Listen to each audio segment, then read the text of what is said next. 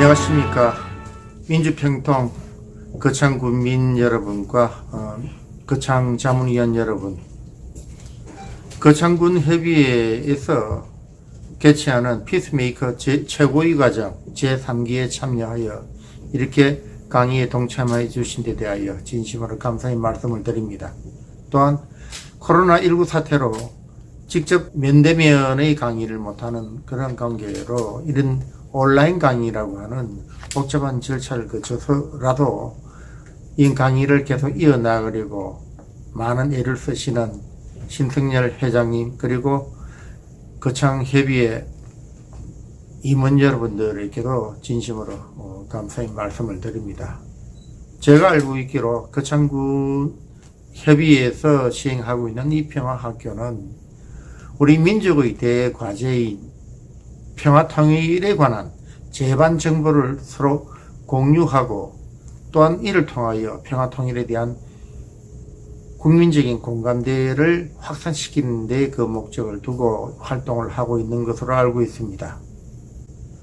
이러한 관점에서 저 역시도 오늘 이 강의에서는 우리 평화통일이 물론 우리 한반도, 같은 민족인 한반도 남북한 상호간의 합의가 제일 중요한 것이 되겠지만 이 주변의 상황과도 밀접한 관계가 있기 때문에 먼저 평화통일을 논하기 위하여 우리를 둘러싸고 있는 주변의 정세가 어떠한지를 먼저 살펴보고, 특히 문재인 대통령 취임 이후부터 남북 간의 그동안 이 평화통일과 관련하여 이루어져 왔던 제 협의나 움직임 등에 대해서 좀 더 상세하게 설명을 드리려고 합니다. 먼저 2020년도 이제 국제 질서를 우리가 한번 살펴봐야 되겠습니다. 지금부터 20년 전인 2000년 새시대를 맞이하면서 그 당시에 가장 큰 주제는 소위 말하는 세계화였습니다. 1970년대부터 시작되었던 세계화는 2000년대에 와서 상당히 전 세계를 달구는 그런 아주 키워드가 되어 왔었죠. 그런데 최근에 와서 이러한 이 세계화, 이 자유주의적인 국제 질서가 점차 약화되어가는 그런 현상을 보이는 것을 제일 첫째로 들 수가 있겠습니다. 그런 이유 중에 하나, 몇 가지를 든다면은, 우리도 이미 겪었습니다만은, 지난 2008년도죠. 이명박 정부 시절인 것으로 알고 있습니다만은, 당시, 미국의 리먼 브라더스라고 하는 대형 금융사가 파산하면서 일어났던 그 세계적인 금융위기, 그리고 이어서 2011년도에 유럽 국가들이 이 복지 문제와 관련된 이 재정 악화로 인한 재정 위기, 이런 두 차례의 세계적인 위기를 겪으면서 각 국가들은 각자 도생의 길을 찾아왔었습니다.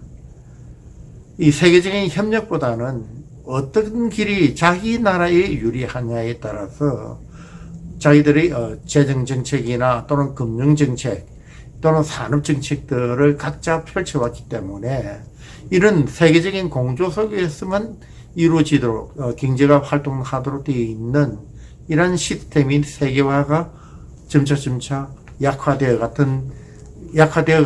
감과 동시에 그에 반대해서는 오히려 민족주의가 19세기 전반까지 전 세계를 휩쓸어 왔던 민족주의가 다시 대두하는, 민족주의는 다른 말로 하면은 국가주의라고도 할 수가 있겠습니다.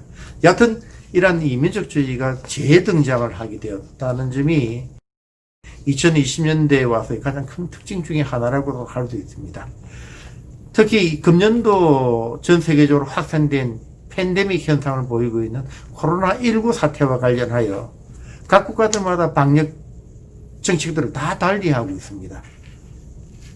어떤 세계적인 협조보다는 어떻게 방역 정책을 수립하고 이를 집행하는 것이 자기 나라에 유리하냐 하는 그런 관점에서만 이 방역을 실시하다 보니까 아직까지 세계적인 협조 체제가 이루어지지 않았죠. 이것도 역시 어떻게 보면은 세계주의가 퇴락해가는 그런 현상 중에 하나라고 할 수가 있겠습니다. 이와 같이 최근에 우리 주변을 보면은 과거 2000년대에 들었습니다. 전 세계적인 인류의 희망이었던 세계화가 붕괴 내지는 약화되고 오히려 이에 대신하여 민족주의 내지는 국가주의가 재등장하는 그러한 시대로 되어가고 있습니다. 그리고 이것이 가장 격렬하게 나타나고 있는 현상은 특히 최근에 미국의 트럼프 대통령 취임 이후 등장하게 된 미국과 중국 간의 갈등의 문제입니다. 소위 말하는 냉전 2.0 시대에 돌입하였다고 표현을 할 수 있을 정도로 신냉전 체제에 돌입하게 되었습니다. 미중 갈등은 처음 초기에는 무역 갈등으로 시작되었습니다. 하지만 이것은 이제는 안보 갈등, 정치 갈등 등 전방위적으로 그리고 전 세계적으로 갈등 체제가 유지되고 있습니다. 이러한 이 세계적인 정세는 우리나라를 포함한 동북아시아 전반에도 큰 영향을 미치게 됩니다. 동북아시아에서도 가장 중요한 점은 이 미중 갈등이 핵심으로 되고 있죠. 미중 갈등은 이제는 미국, 중국 양국 간의 갈등 문제만이 아니라 미국 그리고 미국을 둘러싼 과거의 친자유주의 진영이라고 하는 국가들, 소위 미국은 이러한 국가들을 중심으로 인도 태평양 협력 안보 체제를 구축하려고 지금 이제 열심히 활동을 하고 있죠. 또 2013년 이후 중국의 경우는 시진핑의 등장 이후 소위 1대1로의 정책을 펼쳐나가면서 남중국 해의 문제, 동중국 해의 문제 등등 중국의 세력을 태평양 바깥으로 뻗쳐나가려고 하는 그런 움직임을 보이고 있습니다. 그리고 그것은 지금 현재 갈등을 자꾸 점차 확대시켜가는 그러한 경향을 보이고 있습니다. 이러한 세계적인 그리고 또는 동북아시아 중심의 이러한 움직임 속에서 우리 남북 간의 관계는 어떻게 해왔느냐 하는 것을 먼저 검토를 해봐야 되겠습니다. 남북 간의 경우는 초기 단계 문재인 대통령께서 취임하시고 난 이후부터만 살펴보도록 하겠습니다.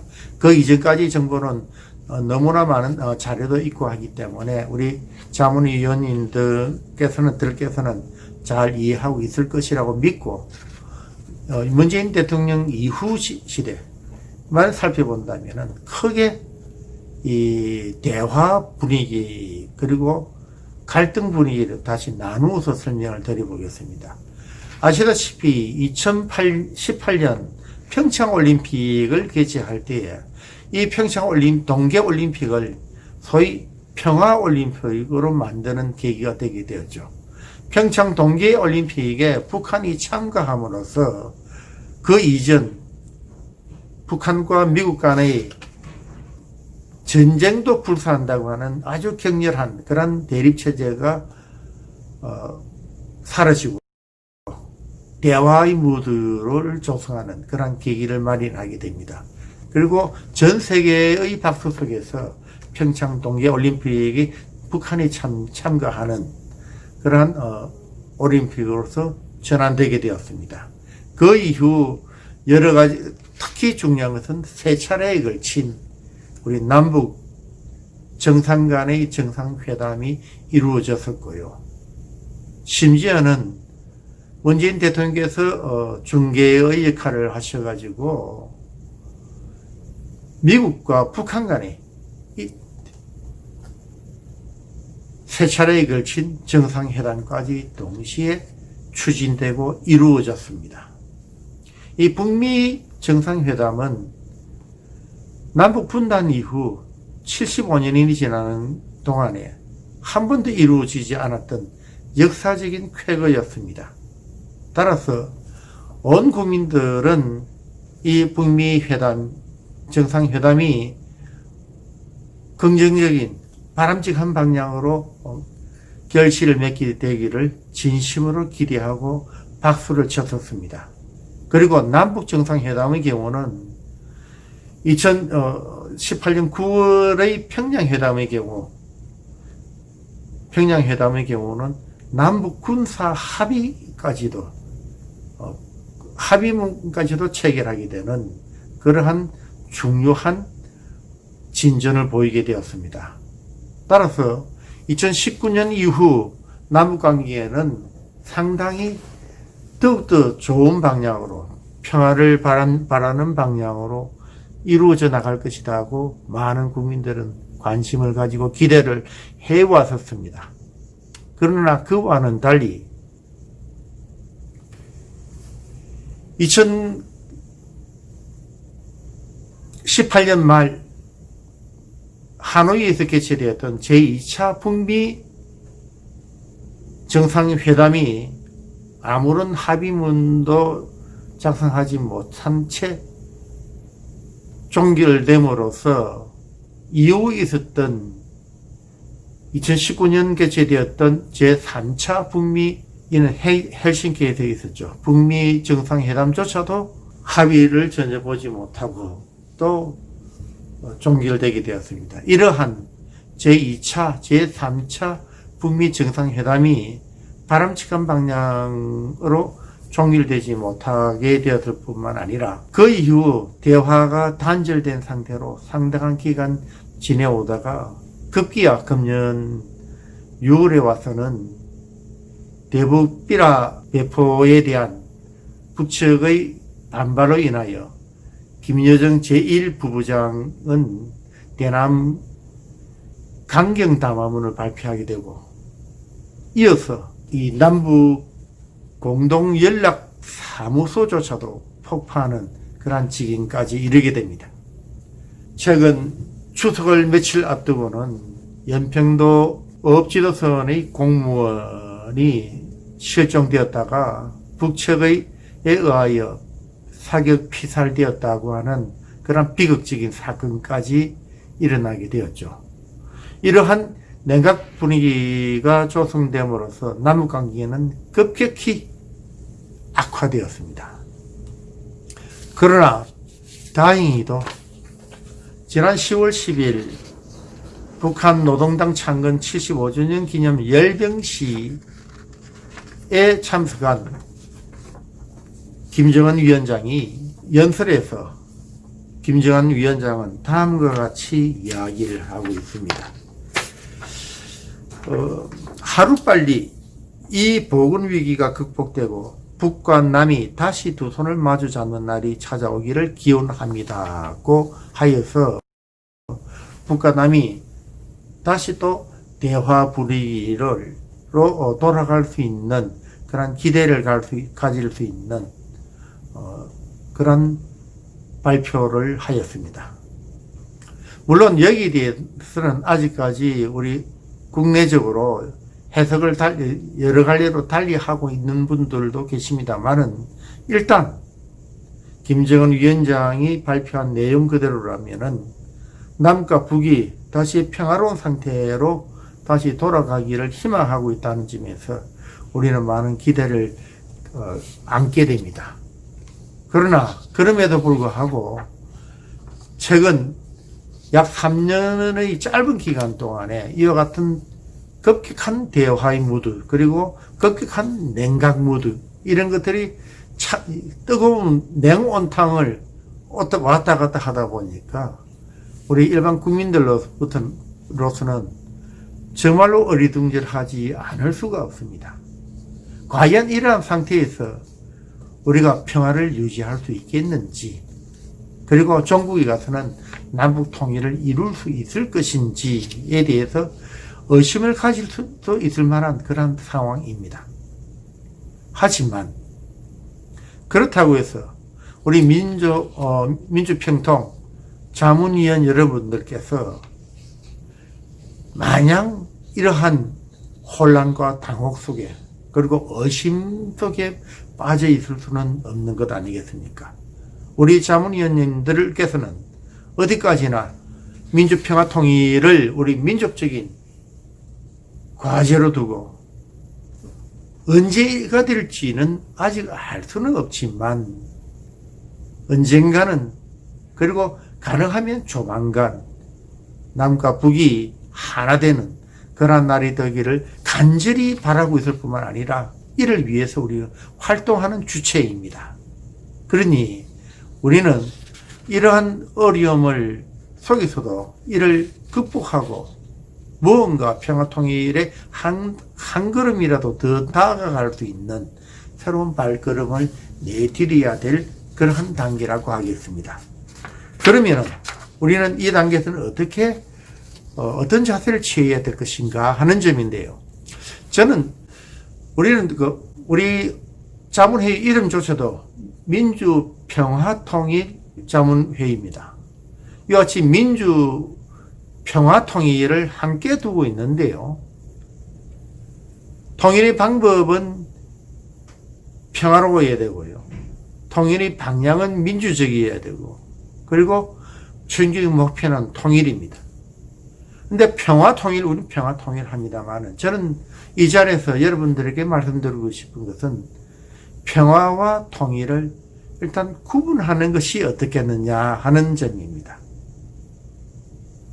문재인 대통령께서 작년도입니다. 작년도 8.15 기념사, 경축사를 하면서 다음과 같이 말씀하였습니다. 2045년 광복 100주년까지는 평화와 통일로 하나된 나라를 세계 속에 우뚝 설 수 있도록 그 기반을 단단히 다지겠다고 약속합니다고 하였습니다. 2045년 광복 100주년이 되는 그 해까지는 우리가 하나된 나라로 만들자는 것입니다. 즉 통일을 이루자는 것이죠. 올해가 2020년이니까 앞으로 2025년이라고 하는 조금은 중기적인 그러한 안목에서 통일을 목표로 하자는 것입니다. 그러면은 그러한 통일을 이룰 때까지는 두 번 다시 과거 6.25와 같은 그러한 전쟁이 발생해서는 아니 되기 때문에 더욱더 평화체제를 공고하게 할 수 있도록 이를 체제를 유지해 나가자고 하는 것이 저는 가장 바람직한 이 평화통일에 대한 우리의 방법이 아니겠느냐, 자세 아니겠느냐 싶어서 저는 일단 장기적인 안목, 중장기적인 안목에서는 통일을 지향하되 지금 당장에 들어서는 오로지 평화체제 유지에 더욱더 열심히 매진하여야 한다는 것입니다. 사실 통일 문제는 아까도 말씀드렸습니다만은 남북한 양국가 그리고 두 국가에 속해 있는 우리 민족들끼리만의 합의만으로 이루어질 수 있는 것은 아니죠. 한반도를 둘러싸고 있는 남북한을 둘러싸고 있는 주변 이해관계국 대표적인 예를 든다면은 중국과 러시아, 미국, 일본을 들을 수 있습니다. 이들 4개국의 동의 없이는 사실상 남북의 통일은 어려운 문제이라고 저는 보고 있습니다. 그런데 문제는 주변 4개국의 이해관계가 남북 통일을 바라보는 이해관계가 각자가 서로 다를 뿐만 아니라 심지어는 충돌하기까지 한다는 것이죠. 그렇기 때문에 우리 정부로서는 이는 북한 측의 정부도 역시 마찬가지일 것이라고 봅니다만은 우리가 통일을 희망한다면은 주변국의 의구심이나 이런 것들을 해소시키기 위한 적극적인 외교 활동을 하여야 합니다. 다시 말하면 남북한의 통일이 오히려 주변 4개 국가에도 도움이 된다는 것을 적극적으로 우리가 홍보 활동하여야 합니다. 그렇기 때문에 통일 문제는 저는 저 역시 단시간에 이루어질 것이라고 보지는 않습니다. 그러나 평화체제의 유지는 어떤 의미에서 보면은 두 국가만의 노력만으로도 얼마든지 평화체제는 유지할 수 있다고 저는 믿고 있습니다. 그렇기 때문에 지금 당장은 평화체제의 유지에 더욱더 관심을 가자는 것입니다. 이러한 차원에서 지난 9월 9일, 2018년 9월 9일입니다. 제3차 우리나라 전체로 본다면은 앞에 김대중 대통령 그리고 노무현 대통령 시절의 평양 방문과 합친다면 5차가 되겠는데요. 제5차 남북 정상회담 이 평양에서 개최되었었죠. 그 당시에 양 정상 간에 남북 군사 합의문이 작성되었거든요. 근데 문제는 이 군사 합의문은 아직까지는 양국 정상 간의 합의에 불과합니다. 이것은 뭘 말하느냐 하면 앞으로 또 정상이 바뀌게 된다면 우리나라로서는 대통령이 바뀐다든지 북측으로서는 위원장이 바뀐다든지 하면은 이 합의는 또 어느 순간에 번복될지도 모르는 것이죠. 저는 이런 차원에서 봤을 때 양국가가 평화체제를 유지하는데 가장 중요한 문제는 서로 정치적인 성향이나 이념을 떠나서 적어도 양국가 원수 간에 이루어졌던 합의라고 한다면은 이를 빨리 안정화시킬 필요가 있다. 무슨 말이냐면은 앞으로 뒤에 어떤 분이 차기 대통령이나 차기 위원장이 되더라도 앞에 대통령이, 앞에 위원장이 합의한 그 내용은 번복시키지 않는다고 하는 신뢰관계가 서로에게 주어져야 되는 것 아니냐. 그러려면 어떻게 해야 되느냐. 저는 국회의 동의 절차를 거쳐서 빨리 이것이 법제화되어야 된다고 봅니다.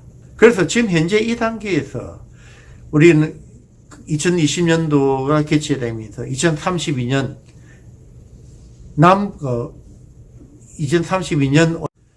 2032년 남북 공동올림픽 유치를 목적으로 금년 출발했습니다. 근데 이 이외에 우리가 지금 현재 우리 해야 할 것은 두 번 다시 6.25와 같은 전쟁이 재발하지 않도록 반드시 평화는 유지되어야 한다고 하는 그런 국민적 공감대를 형성하고 또한 이러기 위해서는 남북한 서로 간의 신뢰 구축이 제일 중요한 문제이기 때문에 남북 간에 이루어졌던 합의는 한번 이루어지면 합의가 이루어지면 이런 그 이후 누가 다음의 대통령이나 위원장이 되더라도 이 합의는 반드시 지켜진다는 신뢰를 구축할 수 있도록 국회를 통한 법제화가 필요하다고 하겠습니다. 이까지가 앞으로 우리가 갖추어 나가야 될 우리의 평화 통일에 대한 마음가짐 또는 자세가 아니겠느냐 저는 생각합니다. 끝까지 경청해 주셔서 감사드립니다. 여러분들의 앞날에 많은 발전이 있기를 바라겠습니다. 감사합니다.